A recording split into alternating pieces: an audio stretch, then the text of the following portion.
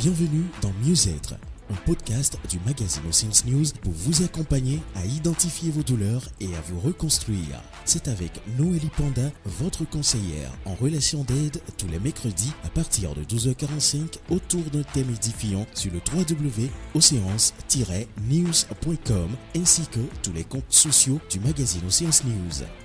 Reconnaître et traiter la phobie sociale, c'est le thème qui sera développé tout au long de ce mois de juin. Bonnes conditions d'écoute.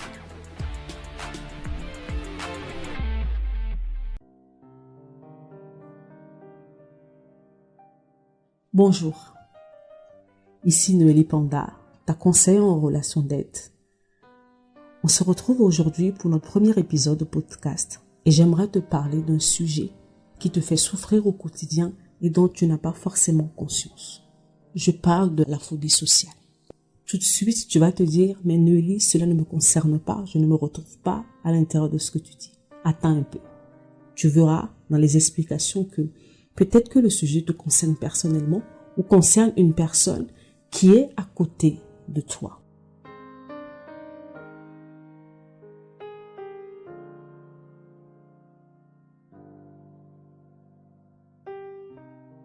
Pourquoi j'ai choisi ce sujet? Ça fait 6 à 7 ans que je suis dans l'accompagnement de la personne. J'aide les personnes à identifier leurs douleurs, à rentrer dans le processus de guérison, à se reconstruire. Et l'une des choses qui revient systématiquement, qui est commun à toutes ces personnes, c'est la peur du regard des autres. J'ai vu des vies être détruites. J'ai vu des couples être détruites. J'ai vu des destinées à terre.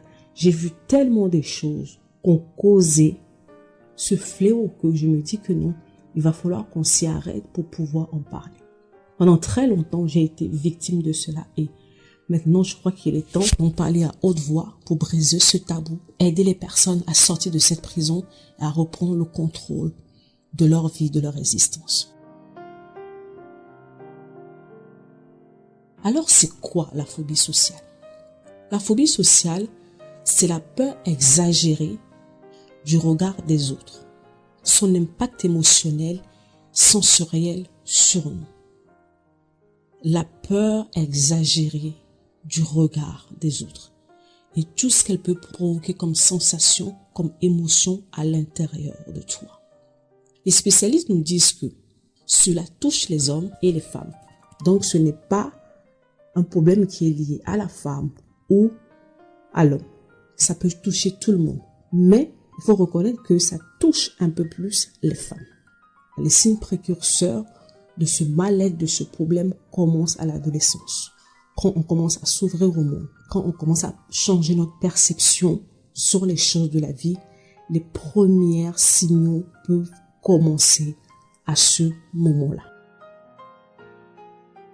Mais aujourd'hui, avant d'aller en profondeur, d'aller plus loin, j'aimerais te parler de 3 types de situations qui peuvent déclencher les symptômes de la phobie sociale.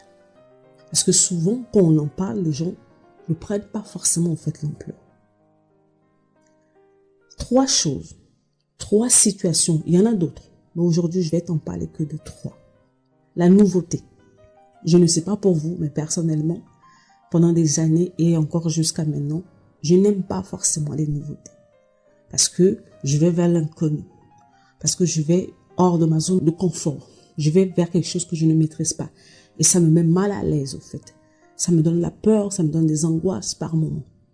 Alors, c'est pas quelque chose que j'aime particulièrement. J'ai appris à travailler sur ça, mais avant, c'était sujet à des fortes crises, au fait, sur ma personne.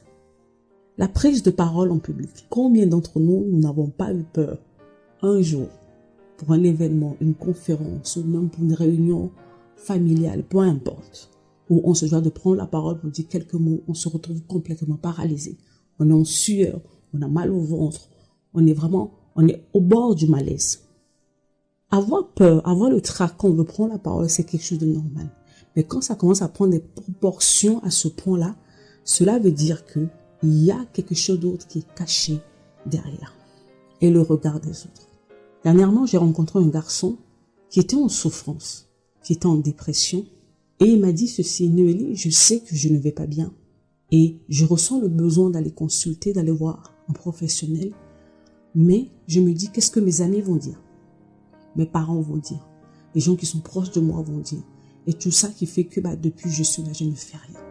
Et j'étais tellement désolée pour ce garçon parce qu'on a une personne qui est en souffrance, mais la conscience du regard des autres sur lui tellement fort que il préfère rester là dans sa souffrance et ne pas faire le nécessaire. Cette peur exagérée du regard des autres détruit énormément des vies. On va continuer sur le prochain épisode où on va parler des symptômes. Comment cela se présente concrètement dans le quotidien. Comment tu peux savoir que non, tu es sujet, tu es sujette à la phobie sociale, à cette peur exacerbée des regards des autres sur ta personne. On se retrouve bientôt pour un nouvel épisode. C'était Noélie Panda, ta conseillère en relation d'aide. Bye bye.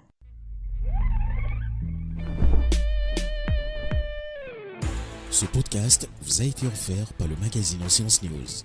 Si vous avez des questions, écrivez-nous à l'adresse contact@oceance-news.com. Rendez-vous mercredi prochain pour un nouvel épisode. Océance News, le magazine de l'Afrique émergente.